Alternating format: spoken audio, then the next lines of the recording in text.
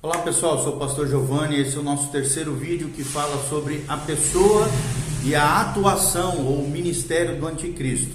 E nós falamos no nosso último momento, o 23º ponto foi que quando o anticristo chegar ao poder, esse governante será elevado por meio da prostituta, que é um sistema religioso corrupto mundial, que em seguida tentará dominá-lo, mas não vai conseguir fazer isso conforme Apocalipse 17, versículo 3.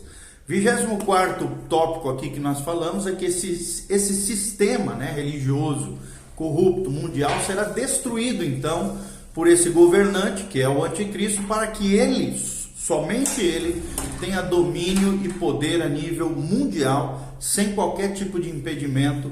É o que nós vemos em Apocalipse 17, versículos 16 e 17. 25ª colocação aqui, ou característica da pessoa do anticristo e seu ministério, é que ele, o anticristo, se tornará o adversário especial do príncipe dos príncipes, conforme Daniel 8:25, e de seu plano, conforme 2 Tessalonicenses 2:4 e Apocalipse 17:14, e de seu povo, ou seja, é o que diz Daniel 7:21 e 25 e Apocalipse 13, versículo 7. Ou seja, embora ele se mantenha no poder, o anticristo aqui, a besta, também é conhecido como besta, ou o iníquo, o homem da iniquidade, por mais que ele se mantenha no poder por 7 anos, conforme descrito lá em Daniel 9:27, a sua atividade satânica está limitada apenas à última metade do período tribulacional, o que a gente chama de a grande tribulação, onde ocorrerá os piores juízos de Deus sobre a terra, conforme Daniel 7:25, Daniel 9:27, Daniel 11:36 e Apocalipse 13, versículo 5, são as menções desse 26º destaque ou característica que nós falamos do anticristo. A 27ª característica seria que esse governo do anticristo será eliminado então por um juízo direto de Deus, conforme Ezequiel 28, versículo 6, Daniel 7:22, Daniel 8:25, Daniel 9:27, Apocalipse 19 a 20, fala desse juízo que acontecerá quando ele estiver ocupado em uma campanha militar na região da Palestina, conforme Ezequiel descreve no capítulo 28, versículos 8 e 9, e também é mencionado lá em Apocalipse 19:19. E ele então será derrotado e será lançado, como diz a Bíblia Sagrada, no lago de fogo, conforme Apocalipse 19:20. E Ezequiel 28:10 menciona sobre esse final do anticristo ou da besta. 28º destaque que nós damos aqui, ou característica, é que esse juízo acontecerá quando? É óbvio que vai acontecer na segunda vinda de Cristo, ou seja, a vinda visível de Cristo ao chegar na terra, vencer seus inimigos para implantar então o seu reino milenial, conforme Paulo nos descreve em 2 Tessalonicenses 2:8, e também é mencionado lá no Antigo Testamento pelo profeta Daniel 7:22, capítulo 7, versículo 22. E aí então constituirá uma manifestação da autoridade messiânica, aqui obviamente de Cristo, e sua autoridade suprema e poder sobre tudo e sobre todos, conforme Apocalipse 11, versículo 15. 29º destaque que nós damos aqui é que esse reino sobre o qual o anticristo governou passará então para a autoridade do novo rei que vem em glória e graça dos céus, que é o nosso Messias HaMashiach, Jesus de Nazaré, e que Jesus então se tornará o Rei Supremo sobre tudo e sobre todos no reino milenial, o reino dos santos, conforme as promessas de Deus e as alianças de Deus descritas também. Esse trecho é descrito em Daniel 7:27. Então muitos nomes e títulos são dados ao anticristo nas escrituras, Arthur W. Pink dá uma lista de nomes que se aplicam a ele. O primeiro deles, e tudo isso mencionado na obra de Arthur W. Pink, chamado The Antichrist, ou o Anticristo. Ele é chamado de o sanguinário e fraudulento, no Salmo 5, 6. Ele é chamado de perverso, no Salmo 10, de 2 a 4. Ele é chamado de o homem da terra, no Salmo 10, 18. Também é chamado do homem poderoso, no Salmo 52, versículo 1. É chamado de o inimigo, no Salmo 55, versículo 3. É chamado no Salmo 74 de o adversário.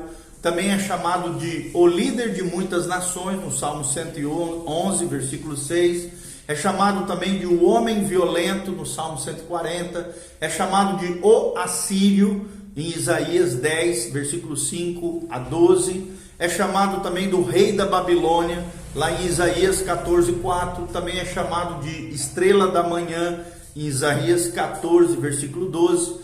Também é chamado de o destruidor, em Isaías 16, versículo 4 e 5. É chamado de a estaca, em Isaías 22, 25. Também é chamado de o hino triunfal dos tiranos, em Isaías 25, 5.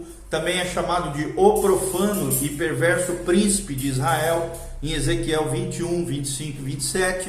É chamado ou conhecido também como o pequeno chifre de Daniel, capítulo 7, versículo 8. Também é chamado de o príncipe que há de vir, em Daniel 9, 26. É chamado de o homem vil, em Daniel 11, 21. É chamado de o rei que fará segundo a sua vontade, em Daniel 11, 36. É chamado de pastor inútil, em Zacarias 11, 16 e 17. É chamado de o homem da iniquidade, em 2 Tessalonicenses 2, 3. Também é intitulado como filho da perdição, em 2 Tessalonicenses 2, 3. É chamado de o iníquo, em 2 Tessalonicenses 2, 8. É chamado de o anticristo, em 1 João 2, 22. Também é chamado de o anjo do abismo, de Apocalipse 9, 11. Também é chamado de besta, né? A besta, em Apocalipse 11, 7, Apocalipse 13, 1. E esses, né? Todos esses nomes podem ser acrescentados também, como aquele que vem em seu próprio nome, de João 5, 43. Também outro título dele é o rei de feroz catadura, de Daniel 8, 23. O abominável da desolação, de Mateus 24, 15. O assolador, de Daniel 9, 27. Então, assim é possível ver quão extensa, né, a relação de menções escriturísticas aqui do anticristo e que esse indivíduo tem à luz da palavra de Deus. Não é de admirar, já que essa obra-prima de Satanás, o anticristo, na sua tentativa de imitar o plano de Deus, aparece com tanta frequência nas sagradas escrituras, tá bom? Outra coisa muito importante quando nós mencionamos sobre o anticristo é a besta, né? O anticristo será um indivíduo ressurreto ou não? Né? Essa pergunta que surge com base em Apocalipse 13, versículo 3 e Apocalipse 17, versículo 8, né? Muitos expositores das escrituras acreditam que a besta, o anticristo, governará e terá muitos seguidores, porque ele sofrerá uma morte física e ressuscitará pelas mãos de Satanás ou pelos poderes satânicos. Alguns acreditam que a besta será a reencarnação de Nero, né? Uma espécie de tipo de Nero, ou tipo de Nero. Alguns acreditam, né, que a besta também será uma espécie de Judas restaurado à vida, conforme, por exemplo, a W. Pink cita isso na sua obra já mencionada, The Antichrist. E outros ainda afirmam que ele será uma espécie de indivíduo ressurreto, sem tentar identificá-lo, como por exemplo Neil, ele fala sobre isso, e Joseph Sais também na obra de Apocalipse ou Apocalipse também menciona essa teoria. Então surge aqui uma questão muito importante. Será esse indivíduo, né, ressurreto, em quem é imitado o milagre da morte e da ressurreição de Cristo, né? Embora se mencione aqui que ele provém de uma atividade, de um poder satânico, de Apocalipse 13, 2, tem uma ferida mortal que foi curada em Apocalipse 13, 3, e surge do abismo, conforme Apocalipse 17, 8, parece melhor não interpretar isso como morte e ressurreição por várias razões. E nós vamos dar aqui algumas delas. A primeira delas seria porque Apocalipse 13, 3 e Apocalipse 18, 8, aqui a besta, o anticristo, é descrita como um reino composto, ou seja, a referência a cura parece ser ao reaparecimento desse reino gentílico de um poder que estava morto havia muito tempo. Segundo lugar, Satanás é chamado de anjo do abismo, em Apocalipse 9:11.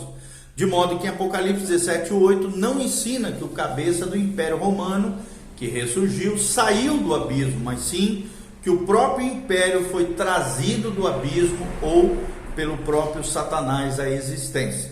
Terceiro argumento que nós trazemos é que as Escrituras revelam que os homens são levantados do túmulo apenas pela voz do Filho de Deus, conforme João 5, 28 e 29, a Bíblia Sagrada nos diz: não vos maravilheis disto, porque vem a hora em que todos os que se acham nos túmulos ouvirão a sua voz e sairão. Os que tiverem feito o bem sairão para a ressurreição da vida, os que tiverem praticado o mal para a ressurreição do juízo, conforme o Evangelho de João, capítulo 5. Ou seja, Satanás não tem o poder de dar a vida, já que apenas Cristo tem o poder da ressurreição. Satanás não poderia fazer alguém reviver. E o quarto argumento que nós trazemos aqui é que os ímpios não são ressurretos até o grande trono branco, o juízo final, como comumente a gente conhece, de Apocalipse 20, de 11 a 15.